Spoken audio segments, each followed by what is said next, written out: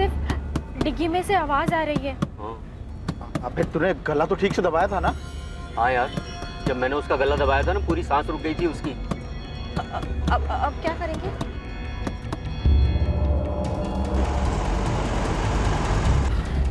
राशिद तू एक काम कर, गाड़ी ना यहाँ से अंदर दबा ले, झाड़ी के अंदर ले ले। आगे पुलिस की चेकिंग मिल गई ना तो खाम में प्रॉब्लम हो जाएगी यार। ठीक है भाई।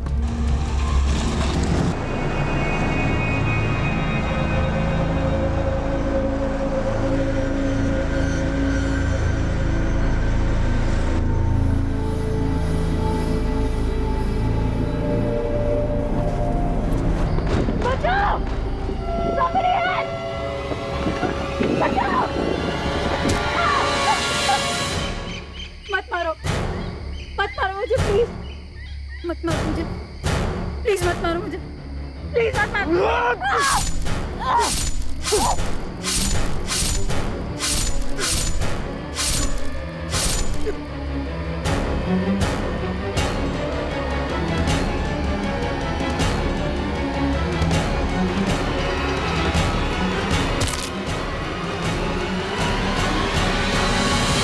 वीएस पुलिस स्टेशन फौरन बीट नंबर 14 को रिपोर्ट करो। आरे में एक अज्ञात औरत की बॉडी मिली है। बीट नंबर 14 आरे कॉलोनी वीएस पुलिस स्टेशन तुरंत रिपोर्ट करें।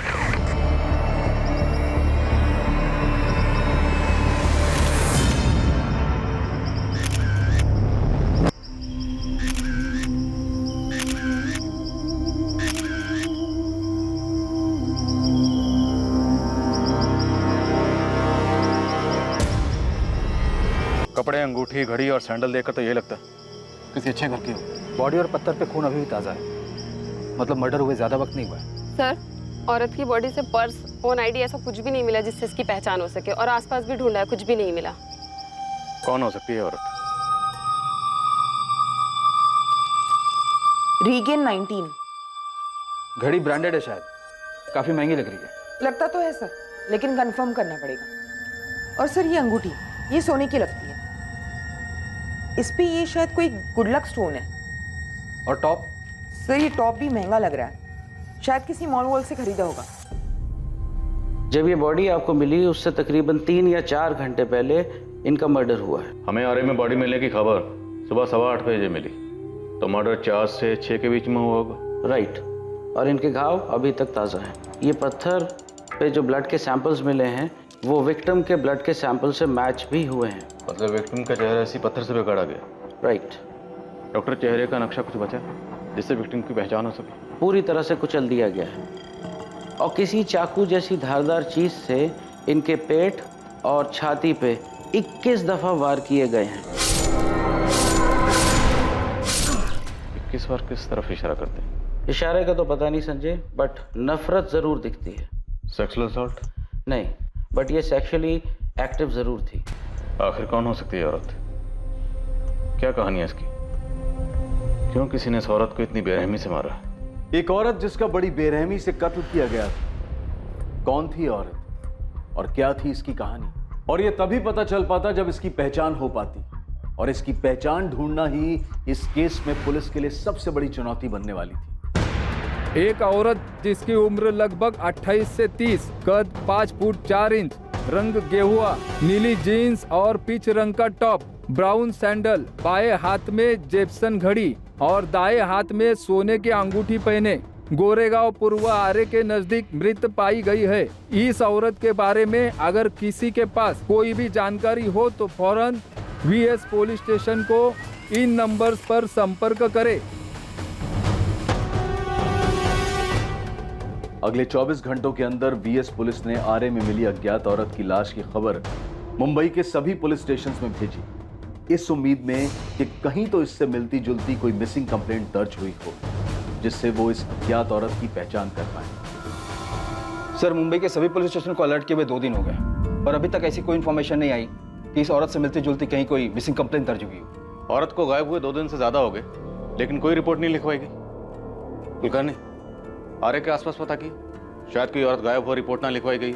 खबरियों को काम पर लगाया सर, पर अभी तक उनसे भी कोई इन्फॉर्मेशन नहीं आई है और ना ही सामने से कोई मिसिंग होने की बात आई। तो हो सकता है ये औरत मुंबई की ना हो, ये किसी दूसरे शहर से मुंबई में आई हो। सकता है सर, क्योंकि पोस्टमार्टम रिपोर्ट के हिसाब से इस औरत का मर्डर 4 सितंबर की सुबह 4 से 6 के बीच हुआ है। वेस्टर्न एक्सप्रेस हाईवे से जो सर्विस रोड उतरता है आरे की तरफ, जहाँ इसकी लाश हुई, वो ज्यादा अंदर भी नहीं है। पॉसिबिलिटी है कि इसकी अर्ली मॉर्निंग की फ्लाइट हो, बॉयफ्रेंड या हस्बैंड साथ में हो, उसी ने इसको रास्ते में मार डाला, चेहरा बिगाड़ के फेंक दिया ताकि बॉडी की पहचान ना हो सके। अगर ऐसा है तो फिर इसने अपनी फ्लाइट मिस की होगी। एयरपोर्ट अथॉरिटी के रिकॉर्ड्स में इसका नाम जरूर होगा, वहां से पता करो। पैसेंजर का नाम क्या है?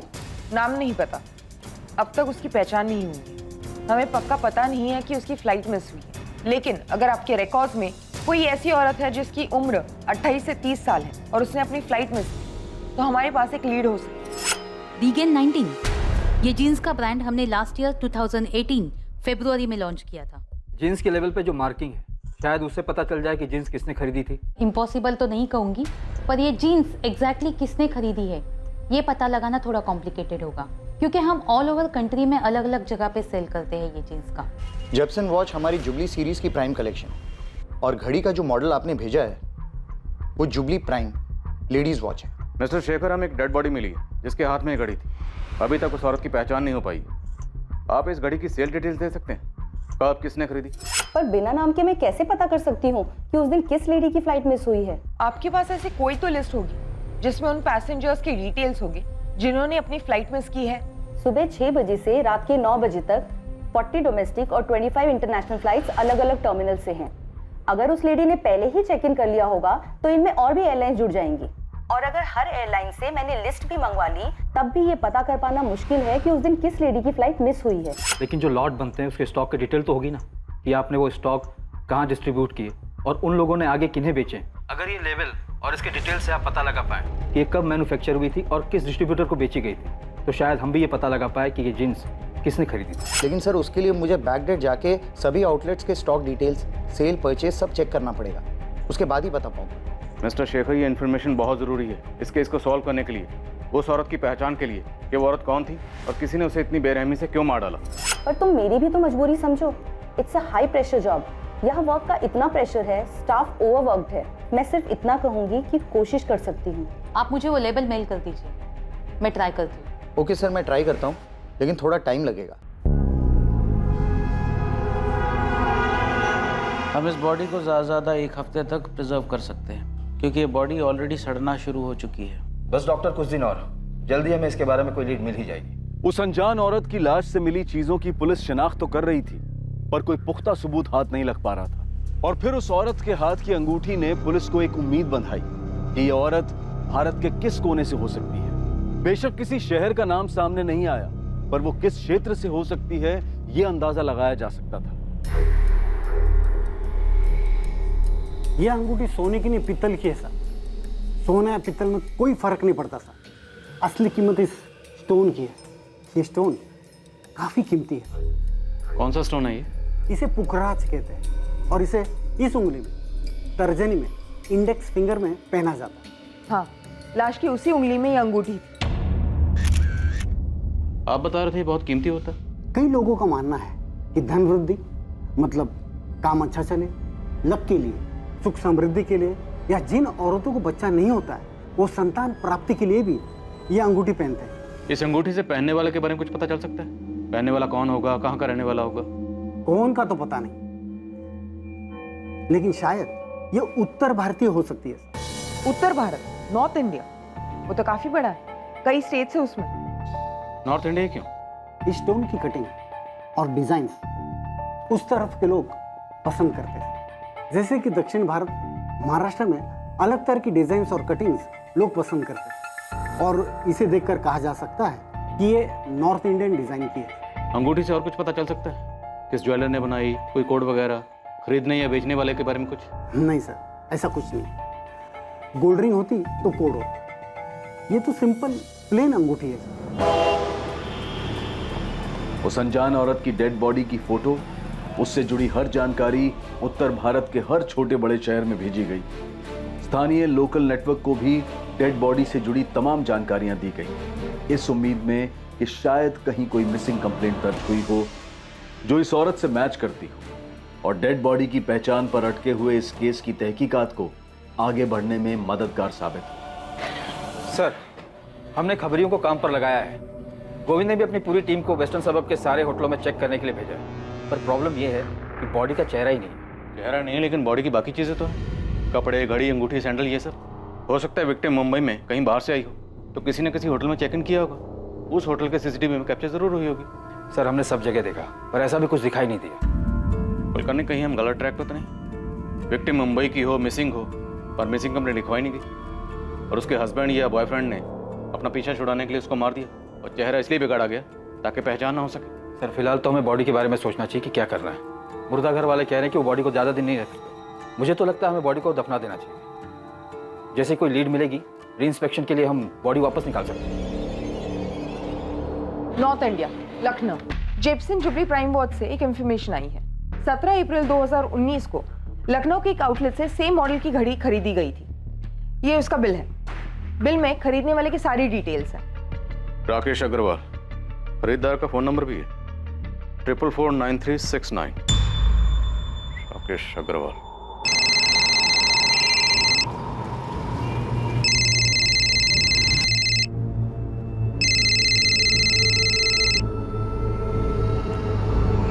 हेलो, राकेश अग्रवाल जी बोल रहा हूँ। आप कौन? मैं मुंबई पुलिस से पीआई संजय कुमार बोल रहा हूँ। जी कहिए सर। राकेश जी, आपने 17 अप्रैल 2019 को एसके मॉल में जेपसन वॉच के आउटलेट से जेपसन जुबली प्राइम वॉच खरीदी थी। हाँ तो आप बता सकते हैं वो घड़ी आपने किसके लिए खरीदी थी? आप ये क्यों पूछ रहे हैं? आखिर बात क्या है? क्योंकि वैसी सेम घड़ी हमें मुंबई में एक औरत की डेड बॉडी पे मिली है। उसका मर्डर 4 सितंबर को हुआ था। हाँ तो सर मिली होगी, इससे मेरा क्या लेना देना? देखिए सर, वैसे पूरी दुनिया में एकलौती घड़ी तो नहीं बनी होगी ना। हम लखनऊ पुलिस से कांटेक्ट कर चुके हैं, वो बहुत जल्द आपके एड्रेस पर पहुंच रही होगी। ये क्या बकवास है सर? अब वैसी ही घड़ी किसी डेड बॉडी पर मिली है तो इसमें मेरा क्या कसूर है? मतलब उसके लिए आप मुझे परेशान करेंगे? हम सिर्फ ये जानना चाहते हैं कि वो घड़ी आपने किसके लिए खरीदी थी। सर मैंने अपनी वाइफ के लिए खरीदी थी। ये उसका बर्थडे गिफ्ट था। 20 अप्रैल को उसका बर्थडे होता है तो इसलिए मैंने 17 अप्रैल को खरीदा था। क्या नाम है आपकी वाइफ का और इस वक्त कहाँ है? प्रिया अग्रवाल। वो किचन में है और मेरा लंच पैक कर रही है।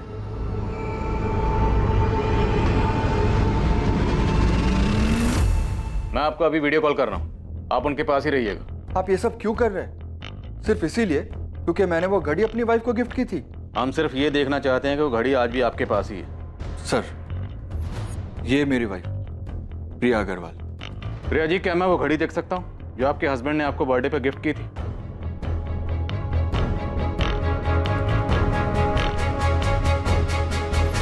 इतना काफी है या और कुछ देखना है आपको जिससे आपको और तसल्ली हो जाए? पैन कार्ड, आधार कार्ड, राशन कार्ड या और कुछ? सर लखनऊ पुलिस ने कंफर्म किया है कि वो औरत राकेश अग्रवाल की पत्नी प्रिया अग्रवाल ही है। उन्होंने पड़ोसियों से भी पूछताछ की और डॉक्यूमेंट्स वगैरह भी चेक किए। सर आपने मुझे जो कोड दिया था उसके मुताबिक हमारे रिकॉर्ड्स में ये घड़ी राकेश अग्रवाल ने ही खरीदी थी लखनऊ में। फिर भी आपको लगता है कोई गलती हो गई है तो मैं फिर से चेक करता हूँ। लेकिन मिस्टर शेखर, मैंने आपको घड़ी का बैच नंबर, बाकी सारी डिटेल्स भेजी हैं, ऐसा कैसे हो सकता है?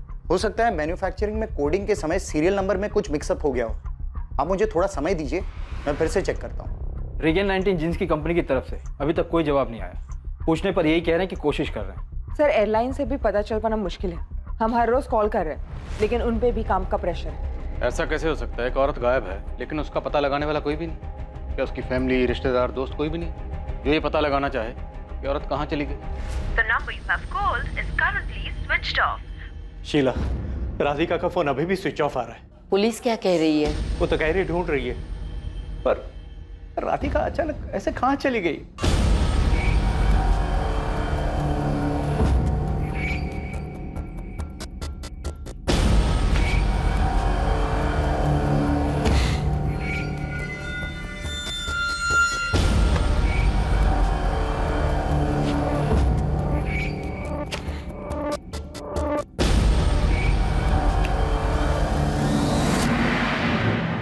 दिनों की कोशिश और मेहनत के बावजूद आरे के जंगल में मिली अनजान औरत की लाश को बिना नाम दफनाना पड़ा, क्योंकि पुलिस अब तक उसकी पहचान ढूंढने में नाकामयाब रही थी। दूसरी तरफ एक दूसरे एरिया की पुलिस को भी एक औरत की अज्ञात लाश मिली थी। इस लाश की भी पहचान नहीं हो पाई थी और उसे भी दफनाया जा रहा था और इसकी जानकारी वीएस पुलिस स्टेशन को नहीं थी। पर अब एक स्पष्ट जानकारी वीएस पुलिस को मिलने जा रही थी उस मर्डर की जो शायद किया जा चुका था।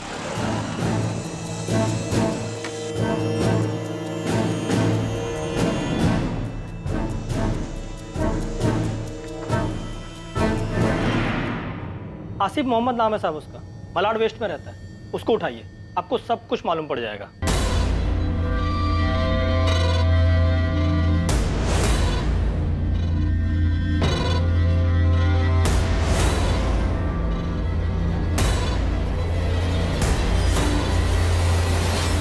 आसिफ मोहम्मद किसी का मर्डर किया इसने? अपनी बीवी मरियम मोहम्मद का। सस्पेंस मत बढ़ा गोविंद, साफ साफ बोल। साहब इसकी बीवी 3 सितंबर से गायब है। मतलब ये कि वो अपन लोगों को एड़ा बना रहा है। आरे में जो औरत का डेड बॉडी मिला है ना, उसका हुलिया इसी ने चेंज किया ताकि पुलिस को लगे कि ये किसी अच्छे घर की औरत है और पुलिस का ध्यान इस आसिफ पे जाए ही नहीं। चल आसिफ मोहम्मद का एड्रेस है, देखते हैं इतना सही है तेरा टिप।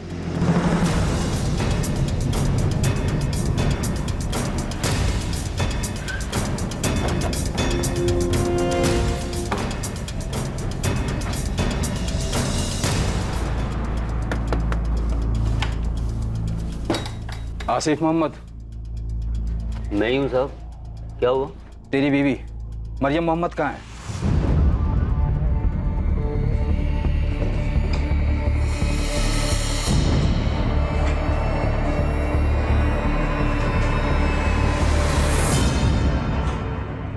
मैंने मरियम को मारा?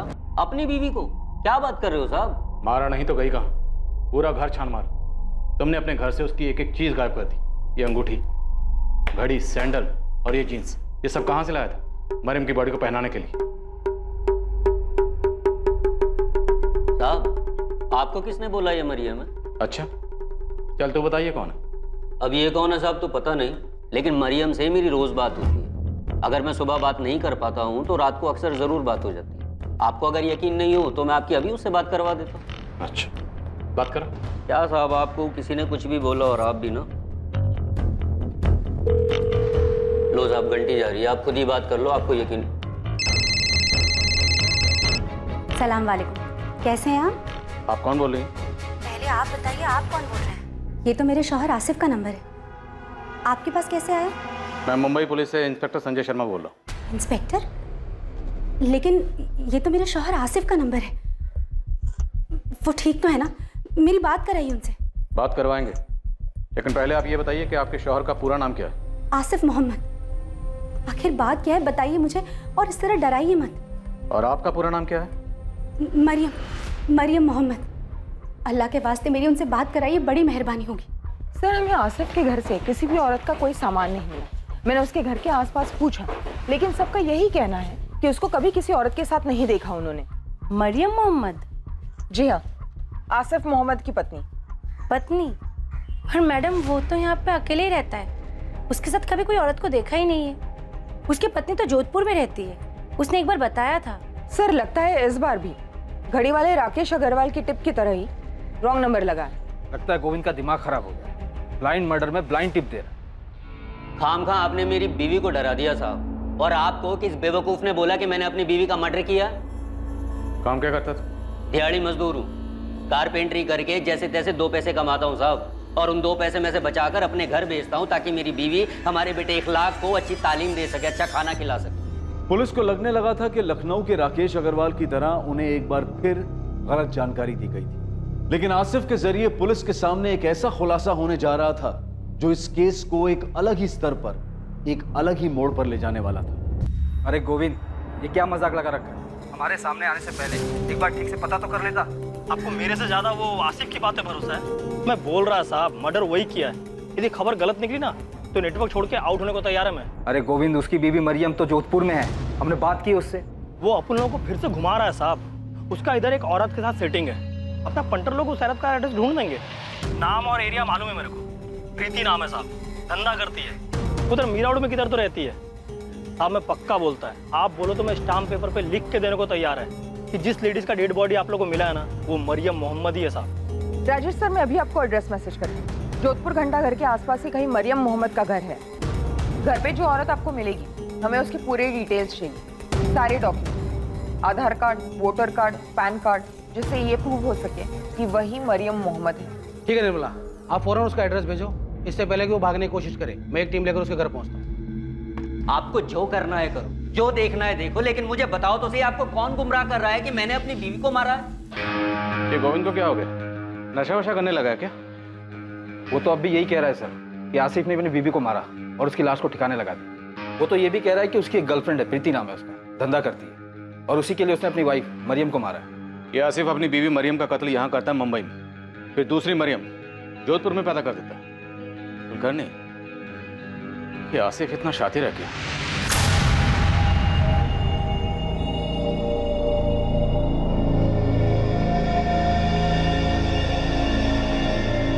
ये क्या नाटक चल रहा है साहब? पहले मुंबई पुलिस आसिफ के नंबर से मुझे फोन करती है और अब आप लोग आकर दुनिया भर के सवाल जवाब कर रहे हैं। मैंने कहा ना कि मैं ही मरियम मोहम्मद हूँ और ये मेरे और आसिफ का बेटा इकलाक मोहम्मद है। तो आपके पास आपका कोई आधार कार्ड या वोटर आईडी तो होगा, दिखाइए। क्यों दिखाऊं?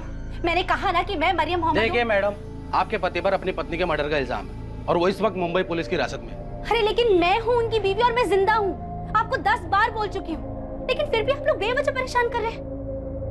रुकिए, अभी लेकर आती हूँ। ये लीजिए। इतना काफी है कि और सबूत चाहिए आपको? हमारे निकाह को 7 साल हो गए और 5 साल का हमारा बेटा है और हम कहीं बाहर से नहीं आए, यही जोधपुर से हैं। चाहिए तो मोहल्ले वालों को जाके पूछ सकते हैं। और हाँ, 4 घर छोड़ के आसिफ के अम्मी और अब्बू रहते हैं। सुबह से परेशान कर दिया आप लोगों ने हमें।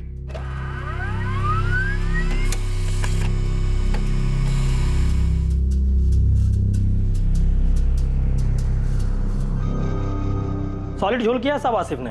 अबे कोई झोल नहीं है, जोधपुर की पुलिस मिली है उसकी बीवी से, सारे सबूत मिले कि वो मरियम ही है। यहाँ तक कि उसके माँ बाप से भी बात की उन्होंने। हो ही नहीं सकता साहब, मैं 100% बोलता है झोल किया बोल के। अब मालूम नहीं उसने ये मरियम कब पैदा किया। मैडम, आप आसिफ के घर के आजू बाजू से पूछा क्या? हाँ, सबका यही कहना है कि कभी किसी ने उसको किसी औरत के साथ नहीं देखा। कैसे देखेंगे मैडम, मलाड में तो ये 5 सितंबर से रहने आया है। ये उसका दूसरा घर है, दल्ला है साहब आसिफ, पूरा धंधा काशी मीरा चलाता है।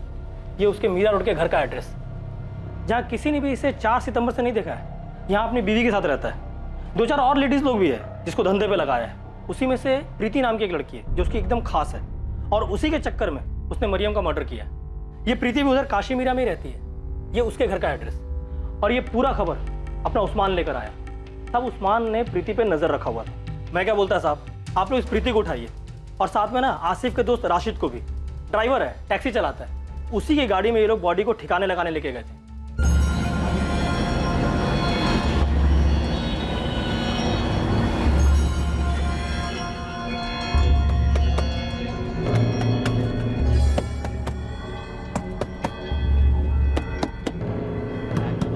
आसिफ, डिग्गी में से आवाज आ रही है। अबे तूने गला तो ठीक से दबाया था ना? हाँ यार, जब मैंने उसका गला दबाया था ना, पूरी सांस रुक गई थी उसकी। अब क्या करेंगे?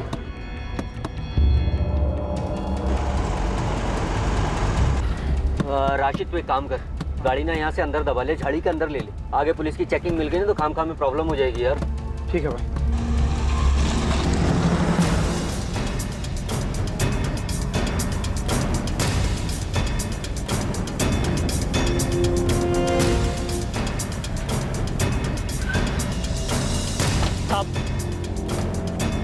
ये है, ये राशिद का घर।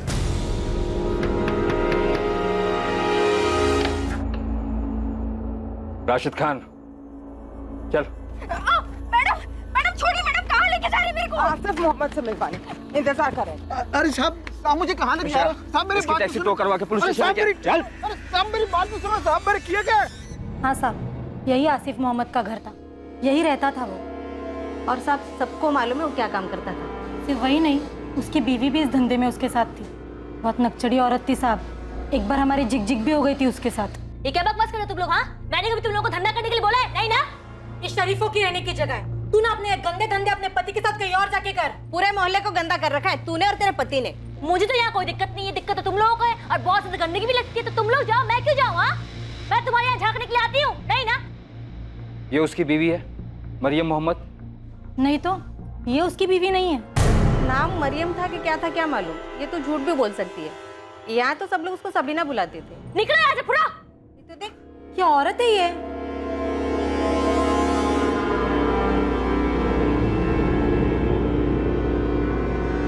सबीना, आप लोगों में से किसी के पास सबीना की फोटो है? सब बात तो सुनो साहब, सब बात तो सुनो।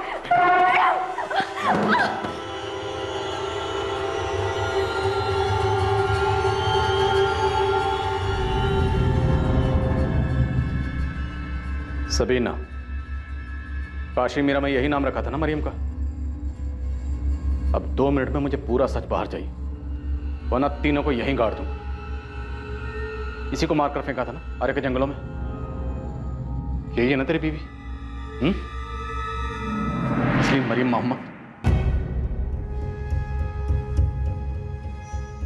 आखिरकार ऐसा लगने लगा था कि उस अज्ञात लाश को पहचान मिलने जा रही है, जो पुलिस को आरे के जंगल में मिली थी। 14 दिन पहले जिसका मर्डर हुआ था और अभी तक पता नहीं चला था कि वो कौन थी और उसे क्यों मारा गया था।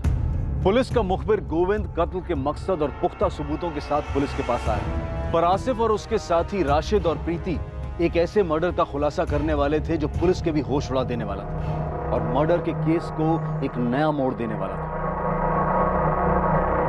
हाँ साहब, हमने यहीं से मारा, लेकिन ये मरियम नहीं है, सबीना है। मरियम तो मेरी पहली बीवी का नाम है, जोधपुर में रहती है, जो आपकी बात कराई थी ना मैंने फ़ोन पे। वे सबीना कौन है? सबीना कुरैशी, ये भी धंधा करती थी साहब। मैं दिल्ली में मिला था इससे। मैं दिल्ली में 4 साल से काम कर रहा था साहब, वहीं 2 साल पहले इससे मिला था। ये लो, इस एड्रेस पे जाना है। और ये कैसे कपड़े पहन रखे हैं तुम लोगों ने? अरे थोड़े ढंग के कपड़े पहन के जाना, बड़े लोग हैं, समझ गई? और सुनो, जो बोले चुपचाप कर देना, खुश करके आना।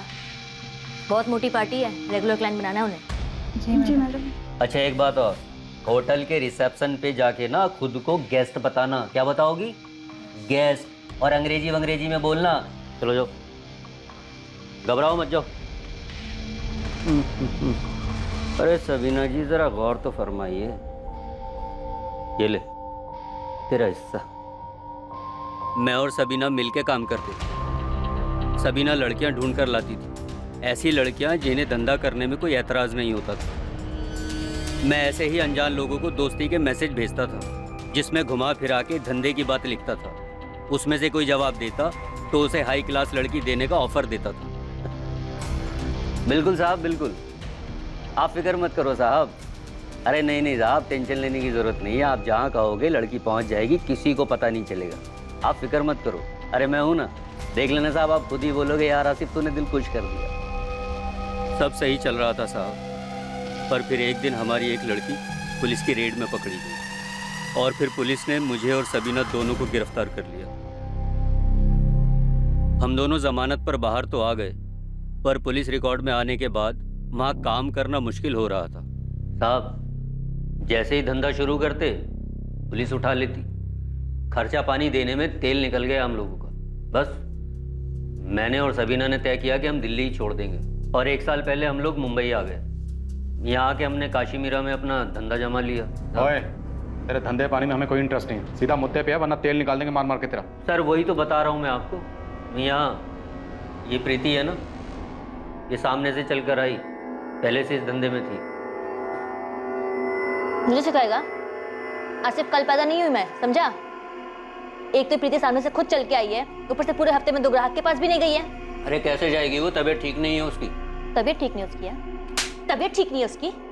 मुझे घुमाएगा तू? मुझे पता नहीं मेरी पीठ पीछे क्या चल रहा है, पता नहीं है मुझे। हाँ ए सबीना, बहुत ज्यादा कर रही है तू, बोल रहा हूँ। मैं ज्यादा कर रही हूँ? मैं ज्यादा कर रही हूँ? हाँ तुझे क्या लगा तू कल की आई हुई प्रीति के साथ टाका भिड़ाएगा और मैं चुपचाप बैठी रहूंगी? मरियम नहीं हूँ मैं जो चुपचाप एक कोना पकड़ कर रोने बैठ जाऊँ, समझा? साला चैन से खाना भी दुश्वार कर दिया तूने, जब से बकवास कर रही है तू। आसिफ एक बात ना कान खोलकर सुन ले, अगर तूने कहीं और मुंह मारा ना तो खाना छोड़ उल्टा मैं तुझे खा जाऊंगी, समझा? और हाँ जाकर ना अपनी प्रीति को बोल दे यहाँ से उसको धंधा बंद, जहाँ से ये वहीं चली जाए।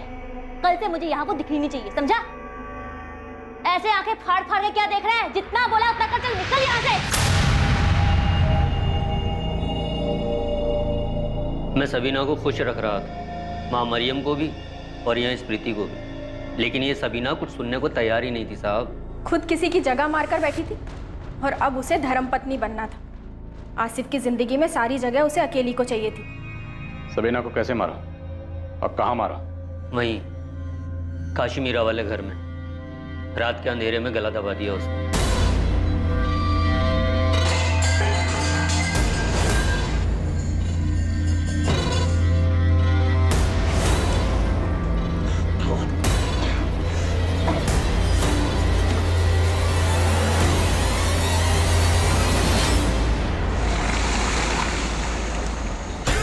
राशिद और प्रीति को सब प्लान पता था। ये दोनों राशिद की टैक्सी लेकर रात को मेरे घर आए और हम सबीना की बॉडी को ठिकाने लगाने निकले। उसकी सांस बंद हो चुकी थी तो मुझे लगा वो मर गई, पर वो मरी नहीं थी।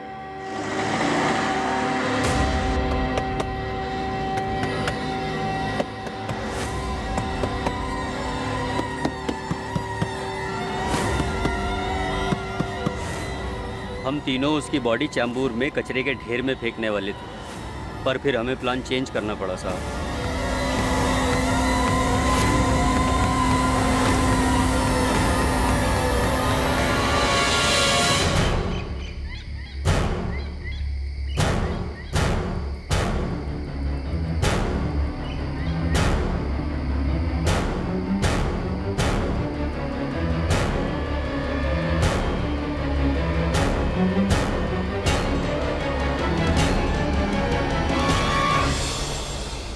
आसिफ, इसका चेहरा बिगाड़ देते हैं, कोई पहचान नहीं पाएगा।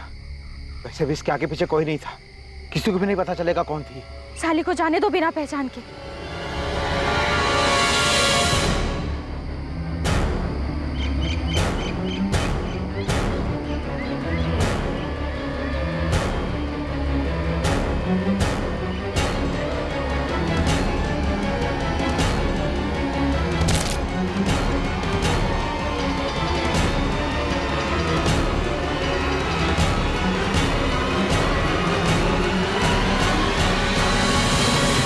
ये घड़ी, अंगूठी, ये सब सबीना की है या पुलिस को गुमराह करने के लिए तुम लोगों ने उसकी बॉडी को पहनाया है सब?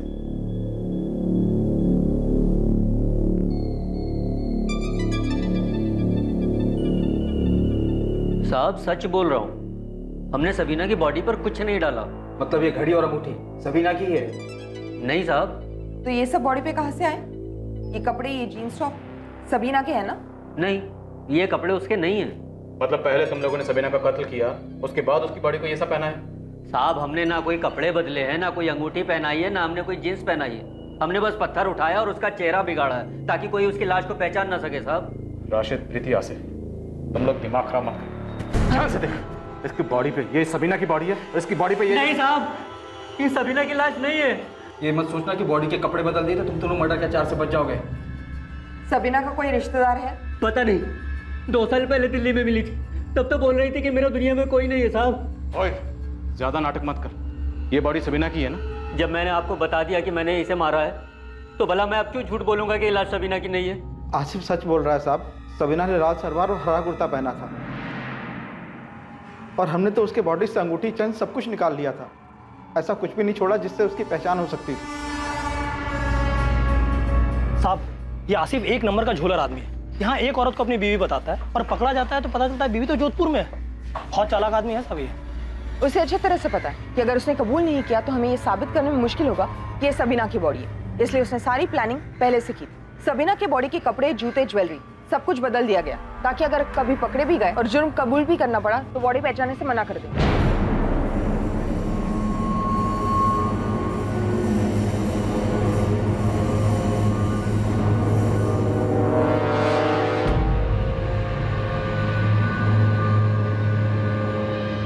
डीएनए टेस्ट का तो सवाल ही नहीं उठता जब वो खुद बोल रहा है कि उसे पता नहीं कि सबीना कहाँ से थी, उसका परिवार है भी या नहीं। एक और तरीका है इनसे सच उगलवाने का, इन तीनों को अलग अलग तोड़ दो। निर्मला, तुम प्रीति को देखो, मैं और कुलकर्णी राशिद और आसिफ को संभालते।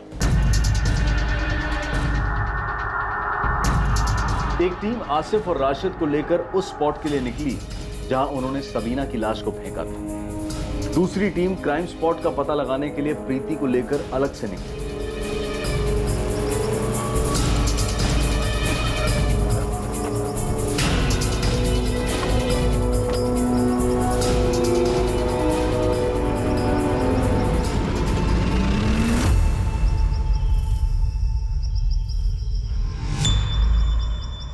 बता, बॉडी कहाँ फेंकी थी और जिस पत्थर से चेहरा बिगाड़ा था वो पत्थर कहाँ था?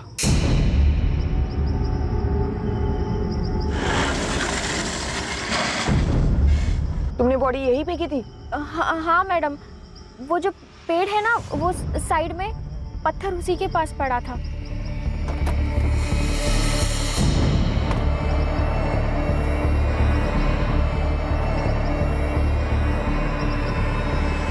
मैडम, राशिद ने पत्थर यहाँ से उठाया था।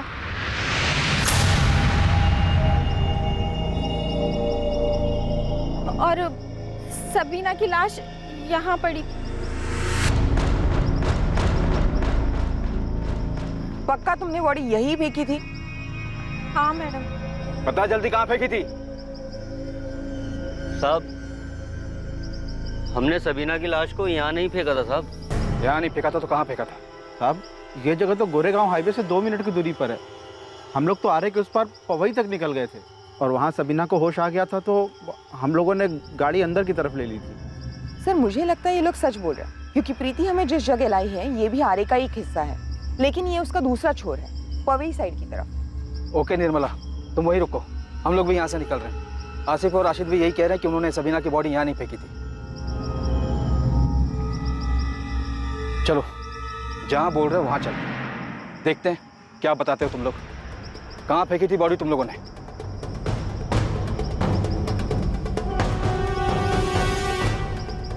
हैरानी की बात यह थी कि आसिफ मोहम्मद और राशिद खान पुलिस को ठीक उसी जगह लेकर गए जहां प्रीति पुलिस की दूसरी टीम को लेकर पहुंची थी।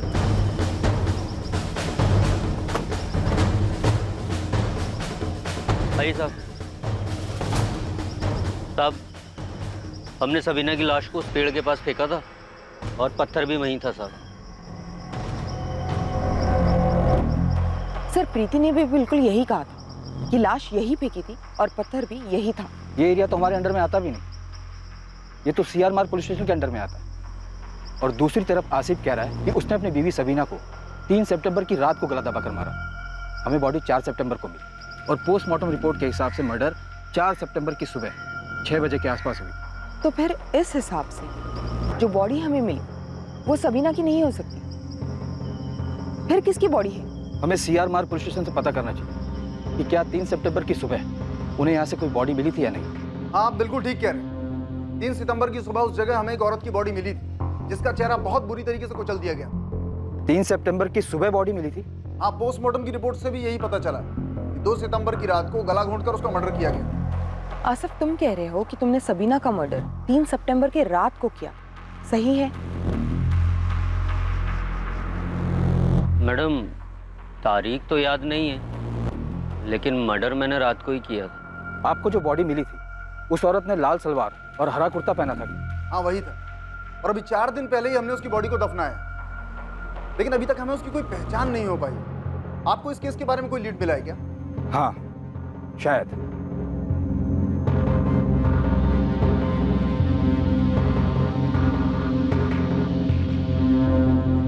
हाँ साहब, ये सबीना ही है। ये आसिफ सच बोल रहा है। ये लाल सलवार और ये हरा कुर्ता हमें बॉडी से ही मिले। संजय जी, आपने हमारा केस ही सॉल्व कर दिया।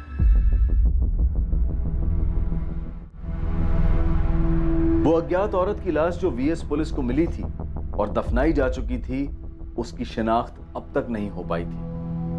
उसकी पहचान सामने आनी अब भी बाकी थी।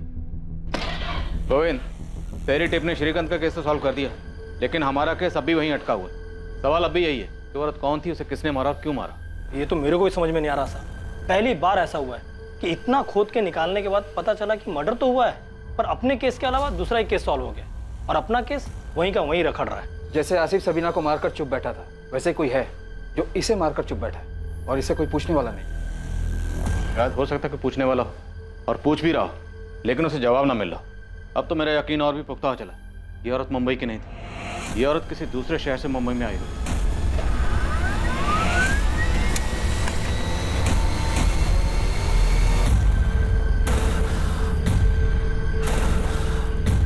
शीला, राधिका का फोन अभी भी स्विच ऑफ आ रहा है। पुलिस क्या कह रही है?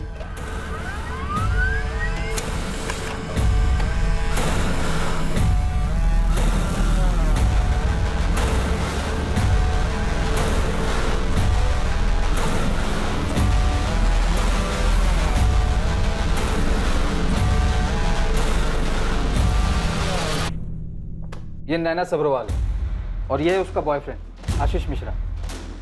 ये दोनों फोटो चंडीगढ़ पुलिस ने भेजी। सर, नैना की डिटेल्स उस डेड बॉडी से मैच करती है जो हमें आरए में मिली। ये दोनों 18 अगस्त से गायब हैं और इन दोनों की फैमिली ने मिसिंग कंप्लेंट भी दर्ज करवाई। ऑनर किलिंग, इज्जत के नाम पर लड़की को मार डाला शायद। सर, ये राधिका जो उम्र 27 साल, 21 अगस्त से पटना से मिसिंग। 22 अगस्त को उसके पिता रमाकांत झा और माँ शीला झा ने मिसिंग कंप्लेंट लिखवाई थी पटना पुलिस में। इसके डिटेल्स भी बिल्कुल मैच करती है उस डेड बॉडी से जो हमें आरए में मिली। इसके पिता इसकी शादी करवाना चाहते थे, जिसकी वजह से राधिका का झगड़ा उसके पिता से हुआ और वह घर छोड़ के चली गई। उसके बाद से उसकी कोई खबर नहीं। ताज्जुब की बात यह है कि जो डेड बॉडी हमें मिली थी, अगर वो डेड बॉडी नैना सब्रवाल की थी तो फिर उसका बॉयफ्रेंड आशीष कहाँ है? और अगर ये डेड बॉडी नैना की नहीं बल्कि राधिका झा की है तो एक सवाल ये है कि राधिका झा पटना से मुंबई कैसे है, किसके साथ है, इसे किसने मार डाला और क्यों मार डाला? और अगर ये डेड बॉडी इन दोनों में से किसी की नहीं है तो क्या हमें राधिका और नैना इन दोनों को भी ढूंढना चाहिए, जैसे हमने सबीना का पता लगा? जो भी हो, अब हम इस केस में इतना आगे आकर रुक तो नहीं सकते। अब हमें विक्टिम का पता लगाना ही होगा, फिर चाहे विक्टिम कोई भी हो। क्या वो अनजान लाश नैना सब्रवाल की थी या राधिका झा की? इन दोनों में से वो कौन हो सकता था जिसकी लाश पुलिस को मिली थी और पहचान अभी तक नहीं हो पाई? ये विक्टिम आखिर थी कौन? मरने वाली की पहचान अब तक अनकही अनसुनी थी। क्या ये राधिका या नैना में से किसी एक की कहानी थी या फिर ये कोई और ही थी जिसके बारे में पुलिस अब तक बेखबर थी? सर, मुझे लगता है इस आसिफ को और तोड़ना चाहिए। जैसे 3 सितंबर की रात को उसने सबीना को मार के फेंका था, शायद इन्हीं लोगों ने 4 सितंबर की सुबह किसी और को मार के फेंक दिया होगा।